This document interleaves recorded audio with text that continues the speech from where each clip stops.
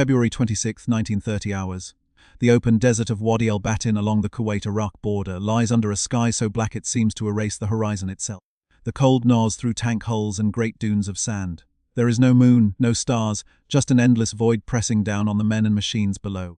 For the commanders of the Iraqi Republican Guards Tawakalna Division, this barren trench of desert is not exposure, it is fortress. Their tanks sit hull down behind sand berms and bulldozed revetments, dug in nose first like predators at the edge of a kill zone. Layers of overlapping fields of fire, pre-sighted kill sacks, minefields, and artillery concentrations have turned the Wadi into what they believe is a death trap for any attacking force. Their confidence rests on steel, the T-72M. To them this is not just a tank. It is a symbol of history and ideology made metal. It traces its lineage back through the T-62 and T-55, through the machines that rolled west in 1944 and crushed Hitler's panzers at Kursk. It is the clenched fist of Soviet design philosophy, low, lethal, numerous and brutally efficient to mass produce. Its 125 mm smoothbore gun, loaded from an automatic carousel, is rated as a tank killer on paper and has been feared for years in NATO war games across Eastern Europe and in the mountain passes of Afghanistan. Tonight, in the minds of its crews, that gun will finally meet the enemy it was built for. Inside the cramped turrets, Iraqi sergeants and gunners peer through the green haze of their active infrared night sights. The T-72's TPN-1 night vision system is essentially a giant invisible searchlight bolted to the turret, washing the desert in infrared that only their optics can see. In the eyepieces, the world appears as a grainy, shimmering monochrome, like a ghost film projected on sand. They scan, waiting for the outlines of NATO tanks to emerge from the darkness.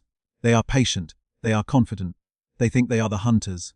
The first warning does not come as a shell, or even a visible light. It comes as a feeling. At first it is just a pressure change, a faint thrum in the bones rather than the ears. Then, slowly, it becomes a sound, a high, thin, almost mechanical whine that rides just above the desert wind. It does not sound like a diesel. It does not sound like any engine these men know. It is too smooth, too constant, too alien. It is the sound of turbines. Down in a dugout command post, Iraqi officers cluster around radios that hiss with static and half-heard call signs. Snatches of panic begin to cut through the routine. A platoon leader reports possible enemy armor at extreme range. Another unit claims to see nothing at all. Reports contradict each other. Distances make no sense. Contact at over 3,000 meters. Someone shouts over the net. Impossible. On every range card, on every training diagram, the T-72's effective engagement range is about 2,000 meters. Beyond that, its optics and fire control are unreliable. At 3,000 meters they are supposed to be guessing, lobbing shells into darkness and hoping. No one has trained them to fight at that distance, especially not at night. Out in a lead T-72, a sergeant flips the safety cover off his crude L4IR searchlight. The massive lamp, mounted beside the main gun, throws a beam of invisible infrared across the desert. Through his TPN-1 sight, the world blooms into that familiar greenish fog. Sand ridges, empty sky, no movement, no silhouettes. He sweeps slowly, deliberately. The beam paints the dunes. His breath fogs the eyepiece. Still nothing. The first hit is almost silent. A pencil, thin line of white fury slashes across 3 kilometers of night in less than 2 seconds. It does not describe a ballistic arc. It does not curve or fall. It is a straight, perfect segment in space, like a rule drawn by geometry itself. The sergeant never sees it. His turret is facing the wrong way. 30 meters to his left, the T-72 beside him simply ceases to exist as a fighting vehicle. The impact on the frontal glacis is almost delicate, a brief, tight flash, a pinpoint of white where the armor should have been strongest. Then physics takes over. The projectile is not an explosive shell. It is an armor-piercing, fin-stabilized, discarding sabot round, a long, narrow dart of depleted uranium traveling at more than 1/600 meters per second. At that speed, its kinetic energy is so immense that the distinction between solid and liquid metal begins to blur. The dart does not punch through armor. It forces its way through as if the steel plate were a fluid. The glacis, designed and angled to deflect older steel penetrators, may as well be mild sheet metal. The dart passes through composite layers, air gaps, and bulkheads as if they are cardboard. As it bores inward, friction and shock heat the uranium and the surrounding armor to incandescence. The dart begins to erode, turning into a stream of hyper-hot particles, a man-made meteor slicing through a confined metal box. Inside the crew compartment, the effects are apocalyptic. Overpressure slams into every corner of the tank. Spole, fragments of the tank's own armor, breaks free from the inside of the walls and scythes across the interior like a storm of knives. The propellant charges and shells stacked around the turret ring in the autoloader ignite almost simultaneously. The 18-ton turret does not merely lift. It is hurled skyward, ripped off the hull in a split second and flung tens of feet into the air, spinning like a blazing coin. To an outside observer, the T-72 does not blow up in the cinematic sense. It erupts into a vertical column of fire and steel. The three-man crew die in an instant, vaporized and shredded by their own ammunition.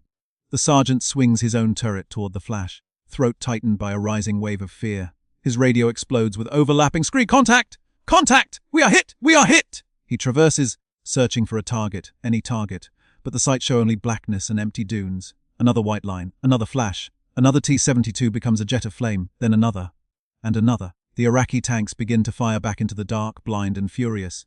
Their 125 mirrors guns bark, hurling high explosive shells toward guest muzzle flashes and the vague directions of incoming calls on the net. The shells explode harmlessly in the sand, hundreds and sometimes thousands of meters short, or sail overhead into nothing.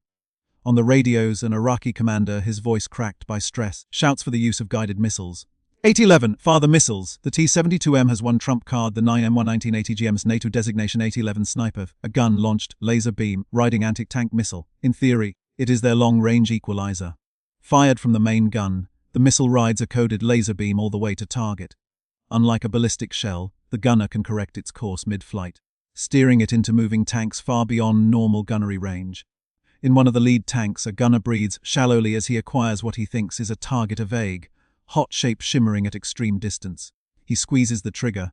The missile blasts out of the barrel and into the night, its tracer a thin white comet. He steadies his crosshairs and keeps the laser fixed, feeding the guidance system. For a moment, everything works. The missile flies clean, its corrections appear smooth. He imagines the enemy tank framed in his crosshairs seconds from destruction. Then, invisibly, the battlefield changes. From the American lines, smoke rounds and countermeasure systems create a complex wall of aerosols and light scattering particles. The perfectly straight laser beam, which must remain intact from the gun to the missile's tail, suddenly encounters a fog of tiny reflective and refractive obstacles. The beam blooms, diffuses, bends. To the missile's rear sensor, its guiding highway becomes a distorted mess. In the gunner's sight, the guidance cue flickers. Warning indicators flash. The missile's small corrections become wild. It drifts, then veers off entirely, flying into the empty dark. He never sees where it lands. Seconds later, a shaped, charged round slams into his own tank. This time, the incoming projectile is not aimed at the glacis, but at the tracks. The blast shears the running gear and twists the suspension, dropping the 40-ton machine helplessly into the sand. The tank is crippled, but not immediately destroyed. The crew are alive, trapped in a steel coffin with dead tracks. Through periscopes and sights, they watch the rest of their battalion die around them, one tank after another erupting in fire and flying turrets. There is no visible enemy, no clear direction of attack. The pattern feels less like combat and more like methodical extermination. For the men in those Iraqi tanks, this is not a battle. It is an execution.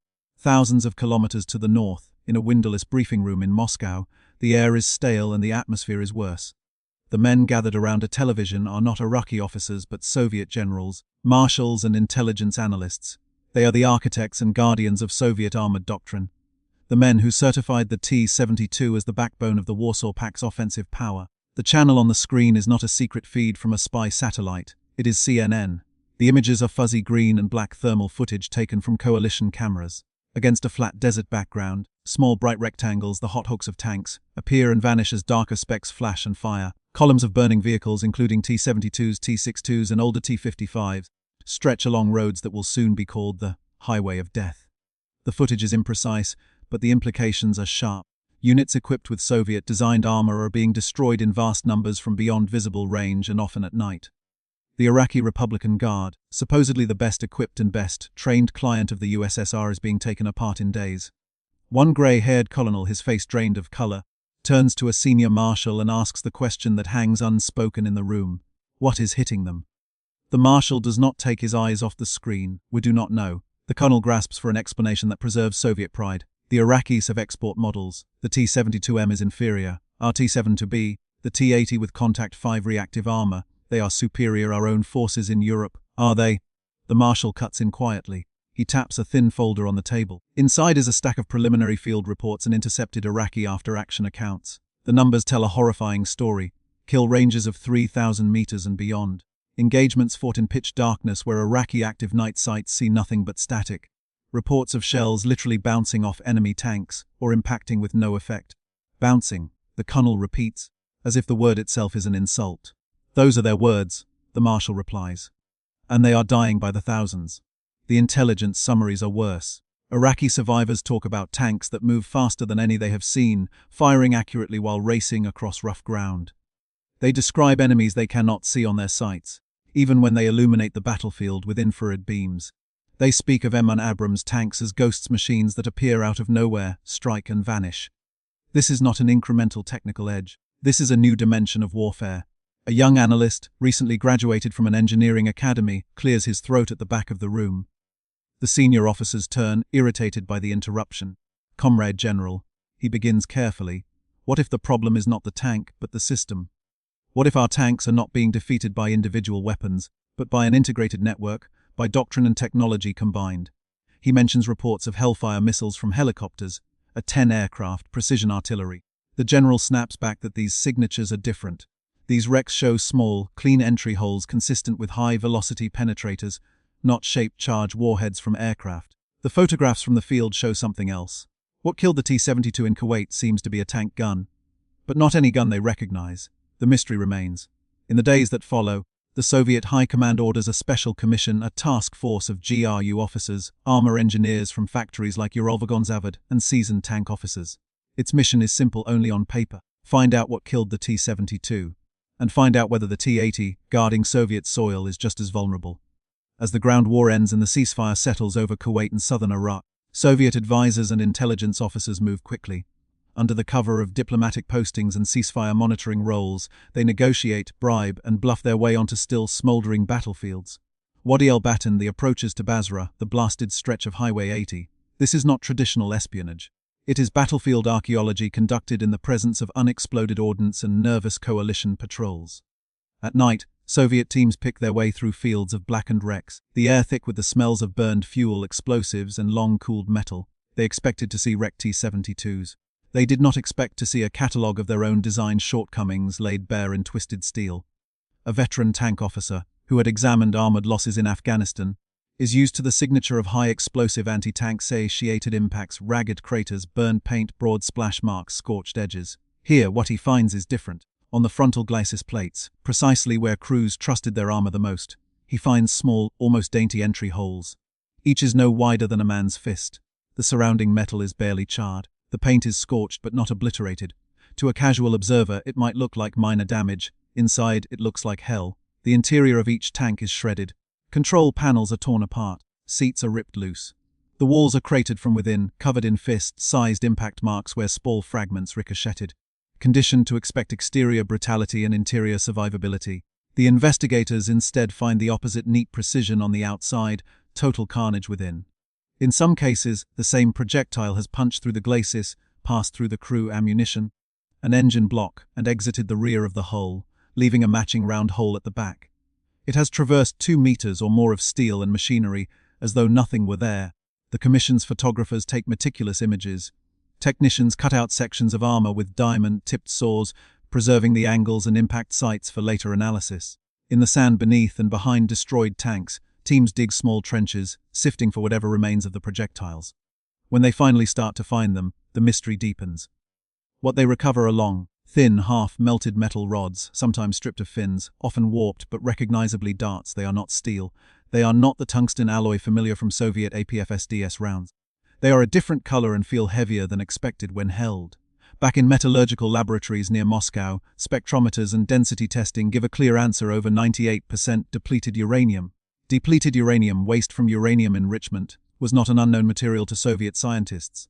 They had considered and largely rejected it for widespread munitions use. It is pyrophoric, meaning it readily ignites when fragmented at high impact. It is toxic, politically sensitive, and difficult to handle safely in quantity. Using it as the core of an anti-tank round is technologically sound but diplomatically risky. The Americans, it seems, have decided the risk is worth it. In practical terms, the Soviet engineers realize this is the densest, hardest, hitting material the enemy can feasibly mass-produce and fire from a tank gun. At the velocities observed, each round is less a shell and more a man-made meteorite, an object that transfers absurd amounts of energy in a tiny cross-section. Meanwhile, human intelligence debriefings in places like Damascus and Amman add a psychological dimension that data alone cannot convey. GRU handlers meet Iraqi officers evacuated after the war, many of them exhausted, bitter, and visibly traumatized. Their stories are inconsistent on detail but consistent on mood, bafflement, helplessness, and fear. One colonel from the Tawakalna division describes his own experience in monotone, eyes fixed on a wall as if replaying events. We had the best positions. We were in our BMPs and T-72s dug in. Our optics were on. We scanned with TPN-1. We saw nothing. No light, no heat, nothing. Then suddenly a tank beside me exploded. The turret went straight up. It spun in the air. We fired back, at flashes, at guesses, at ghosts. We emptied our ammunition. We hit nothing. Another gunner from an older T-55 recalls seeing a dark shape at what his crew judged to be 3,000 meters. They fired. He swears he saw a hit, a flash on the hull. The target did not stop, did not slow. It kept advancing, then fired once in return. His commander's cupola vanished. He ran. These accounts, however distorted by adrenaline and trauma, reinforce a simple narrative among surviving Iraqis. A new American super tank appeared in the desert. It moved with a strange high-pitched hiss instead of a diesel roar. It was invisible on Soviet-supplied night optics. Their best shells and missiles seemed to do nothing to it, and its own gun fired a magic bullet. They could neither stop nor see coming. In Moscow, the legend of this phantom tank grows. The Special Commission sifts the evidence and breaks the problem into parts. The old guard in the room, men whose careers were built on outproducing NATO in steel and explosives, focus on the reports of Iraqi shells bouncing off American tanks. The only plausible explanation, they argue, is revolutionary armor. For years, Soviet intelligence had chased rumors of a British composite armor concept known colloquially as Chobham, layers of ceramics and steel arranged to disrupt shaped charges. Now it appears the Americans have not only adopted but improved it. If true, the shaped charge 8 warheads that dominate Soviet anti-tank arsenals, RPGs, ATGMs and tank rounds, may be effectively obsolete against the M1's frontal arcs. The recommendation is immediate. Launch crash programs for more powerful hate warheads and tandem charges. Younger, technically oriented engineers are drawn instead to the recovered penetrators. To them, the armor is not irrelevant, but secondary. If the Americans field a 120 mm smoothbore cannon firing extremely long depleted uranium darts at unprecedented velocity, then any amount of conventional steel armor is in jeopardy. The real asymmetry in their eyes lies in metallurgy and ballistics. The solution must be to develop their own long rod penetrators, longer, denser, faster APFDS rounds using uranium or advanced tungsten alloys. Programs with codenames like Swinets are pushed to the top of the priority list. The most unsettling theory comes from a signals and electronics specialist. He points to repeated Iraqi statements. We saw nothing. He notes that Iraqi T-72s rely on active infrared, essentially broadcasting an invisible spotlight to see their targets. If the Americans have fielded advanced passive thermal imagers, he warns, then every T-72 that turns on its IR is essentially lighting itself up like a beacon. To an M1 crew with modern thermal sights, a running Soviet-built tank on a cold desert night looks like a lantern in a cave, visible at several kilometers in complete darkness through smoke and dust. Worse, the T-72 cannot see the M1 at all unless the M1 is hot and silhouetted, because the Iraqi system looks only for reflected IR, not emitted heat. In other words, Soviet-designed tanks are hunting at night with flashlights in a forest, while their enemy sees in pure heat like a predator. Taken together, all three theories are correct. Armor, gun, and sighting systems have all leaped ahead on the American side. But the Commission, constrained by institutional inertia and the Soviet habit of solving discrete engineering problems in isolation, fails to accept the full picture. They look for a single fix: thicker armor, better shells, improved optics. They cannot, or will not, confront the fact that what defeated the T-72 was not a single superior piece of hardware, but the integration of many a system of systems. The bogeyman finally receives a proper name on Soviet intelligence reports: M1 Abrams. On paper, they now know what killed their tanks. In reality, they still have almost no understanding what the Abrams truly is as a fighting system. While Moscow dissects wrecks and interviews survivors, the real origin of the Abrams lies not in the Persian Gulf but years earlier, on another desert battlefield, under another sun. October 6, 1973, the Yom Kippur War. On that day, Israeli armored forces, trained in the doctrine of lightning, massed tank assaults, charged across the Sinai only to be cut down in staggering numbers. The killers were not enemy tanks but infantry teams armed with Soviet-made M14 Malyutkas, a NATO codename Sagad anti-tank guided missiles.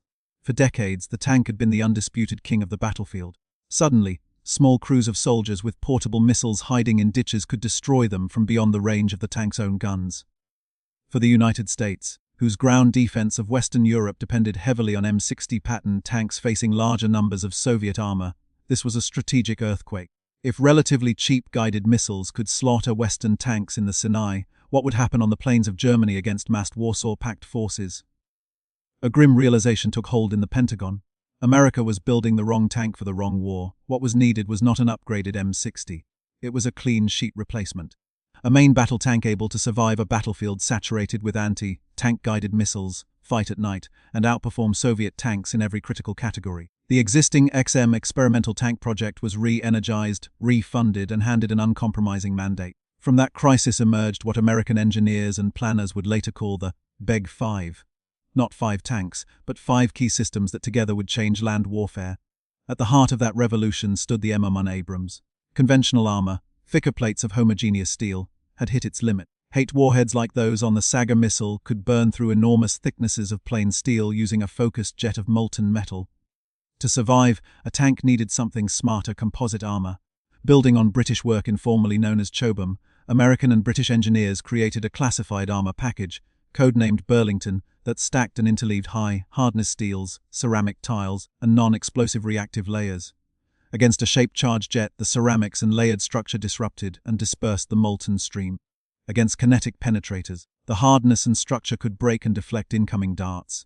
The Abrams would be the first production tank to enclose its crew inside this kind of multi-layered fortress. The US initially fielded a 105 MeV gun derived from the British L7, the same gun on upgraded M60s. But intelligence reports on new Soviet tanks like the T-72 made clear this would not be enough for long. The answer came from West Germany, the Rheinmetall 120 Mothers smoothbore cannon.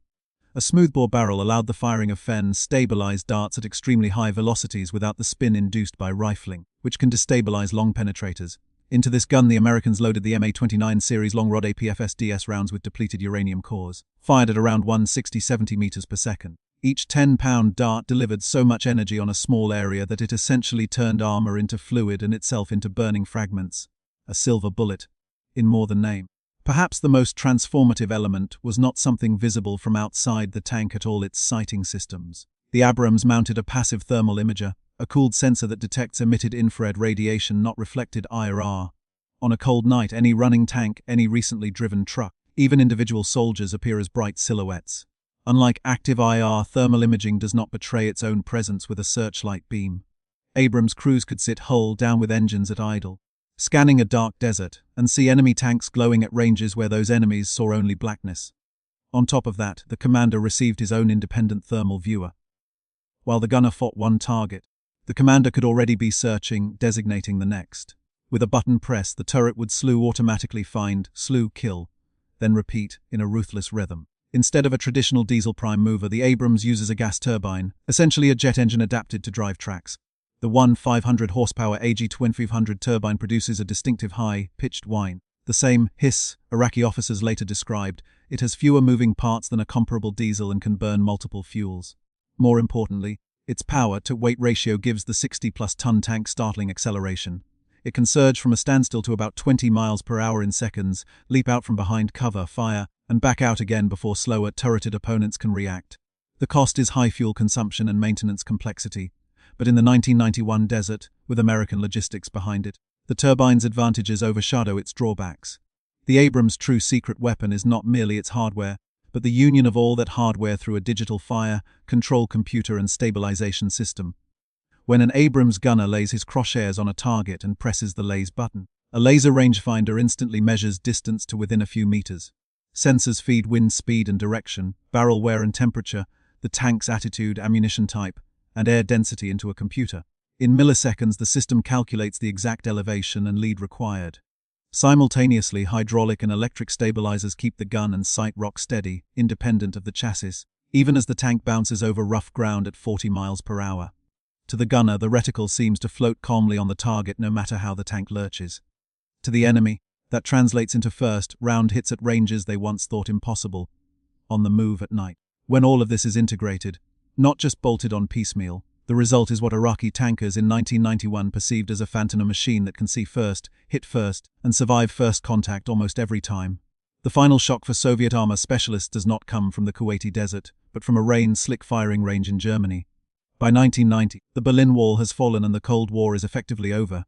In a display of transparency, or confidence, NATO invites a Soviet delegation to observe a live-fire demonstration in Meppen. Among the visitors are members of the very commission that sifted through burned Iraqi hulls. On an overcast day, they climb an observation tower overlooking a wide expanse of wet soil and distant target hulks. Binoculars to their eyes, notebooks in hand, they watch as the first Western tank rolls into view, a Leopard 2A4. It maneuvers across the muddy ground, its long 120 MeV gun eerily stable while the hull pitches. It fires on the move at steel silhouettes 500 meters away, hitting cleanly. The Soviets are impressed. This, they acknowledge, is a peer to their own T-72 in stabilization and firepower. Then they hear it, that now familiar hiss. An American M1 Abrams enters the range from the right, turbine whine cutting above the ambient noise. It accelerates with unexpected agility, mud flinging from its tracks as it quickly approaches top speed. To officers used to the grumble and vibration of diesels, the smooth, high-pitched sound is uncanny. Watch target Delta. The American liaison officer says into the tower's intercom. Range 3,000 meters. The Abrams does not pause, its hull thunders forward. The turret, until now pointed front, suddenly snaps to the left, independent and fast. There is a flash, a deep crack of the 120 MeV gun. Through their binoculars, the Soviet generals see a distant silhouette vanish in a puff of dust and debris. Target Echo 3, 500 meters. The American continues, almost casually. While the first target is still collapsing, the commander's independent thermal viewer has already handed off another. The turret swings again, the gun fires once more, and another far-off target is hit cleanly. All while the tank remains at speed, on uneven ground. For officers who spent their careers training gunners to coax acceptable accuracy from T-72s and T-80s at 2,000 meters, often from stationary positions, this is something else entirely. Firing on the move at 3,000 to 3,500 meters with consistent first-shot kills, these numbers turn their stomachs cold. But the demonstration is not over. For the static fire phase, a tow vehicle drags a particular hawk onto the range and positions it squarely at about 2,500 meters. The Soviets narrow their eyes. It is a T-72M, one of theirs, captured from Iraqi stocks, angled so that its frontal glacis, the supposed heart of its protection, faces the Abrams. Loader mate 29A1, the American liaison announces. The visiting officers know that designation now. It is the improved depleted uranium long rod penetrator they have been modeling on blackboards and seeing in laboratory cutaways. The Abrams fires. At this range, the time of flight is so short that muzzle flash and impact seem almost simultaneous. The observers see only a sharp, needle-like line in the air, and then a precise spark where the round hits the T-72's glacis. For a heartbeat, nothing dramatic happens. Then the turret lifts. It does not tilt up politely. It is ripped away, thrown tens of feet into the air before crashing back down amid a pillar of smoke and flame. A wave of black, oily fire rolls up from the hull. Ammunition in the carousel has cooked off. The wreck burns like a funeral pyre. The Soviet delegation stands in stunned silence. For years, they had argued over whether Iraqi battlefield failures in Kuwait were due to poor training, bad morale, or inferior export variants. In a single carefully staged shot, the M1A1 has vaporized those comforting illusions. The American liaison, voice mild, leans toward the ranking marshal. Our thermal package is quite effective, Marshal. We can acquire and engage targets day or night in most weather without using visible or infrared searchlights. He does not need to add the obvious, we see you. You cannot see us. The fight is decided before you even know it has begun. Upon their return to Moscow, the Special Commission is quietly dissolved.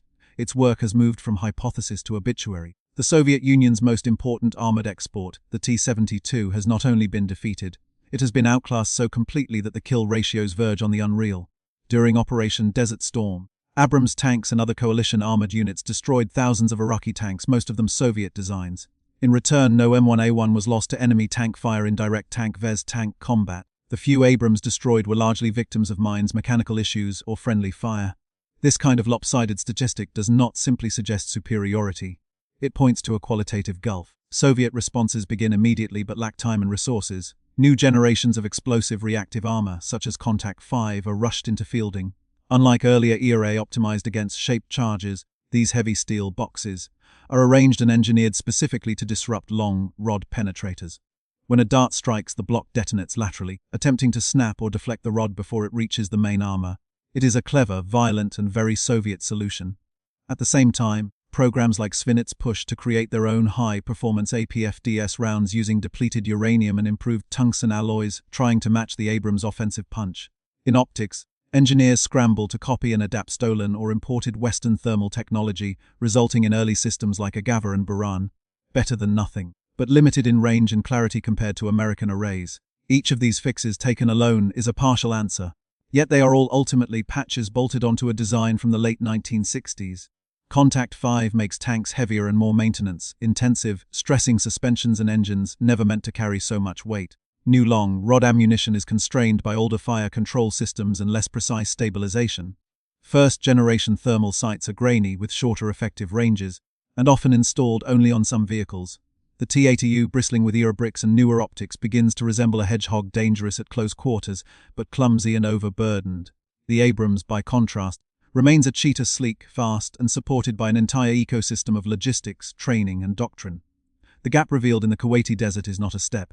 It is a chasm. In the end, the story of the T-72's defeat is not just about two tanks. It is about two entire systems of thinking. The T-72 is the child of the Soviet command economy and its doctrine of mass and attrition. It is designed to be good enough, cheap enough, and simple enough to build and operate in huge numbers. It evolves iteratively, T-55 to T-62 to T-64 to T-72, each a refinement, rarely a revolution. When new threats appear, the reflex is to weld on more armor, add an ERA package, lengthen a gun tube, or tweak a fire control component. It is a philosophy of reaction and imitation, optimized for quantity. The M1 Abrams is born from a different ecosystem, a wealthy, technologically aggressive society willing to pour time and money into solving multiple hard problems simultaneously. It is not an M60 with upgrades. It is a fresh design that assumes advanced electronics, composite materials, turbines, lasers, and digital computing will all be available and maintainable in the field. It marries armor, firepower, mobility, and information into a single weapon system that only truly shines when all subsystems work together. Where one side tries to keep pace by grafting better components onto an old framework, the other side suspends evolution and builds a new organism altogether. By 1991, as T-72 turrets spin through Kuwait's night sky and M1s roll almost unscathed through their burning wrecks, the outcome of that philosophical clash has become impossible to ignore. Within the year, the Soviet flag comes down from the Kremlin. The image that quietly competes with the fall of the Berlin Wall for symbolic power is not shown as often: the silhouette of a T-72's turret, hurled skyward against a desert backdrop by a force its designers never truly prepared for. In that moment, the old world of massed steel charges meets a new world of precision, sensors, and integrated systems. The Phantom, that haunted Iraqi tank crews and Soviet generals alike, was never just a super tank. It was a preview of a future in which seeing first, thinking faster, and striking precisely matter more than sheer numbers. And in that future, the doctrine and industry that gave birth to the T-72 simply could not keep up.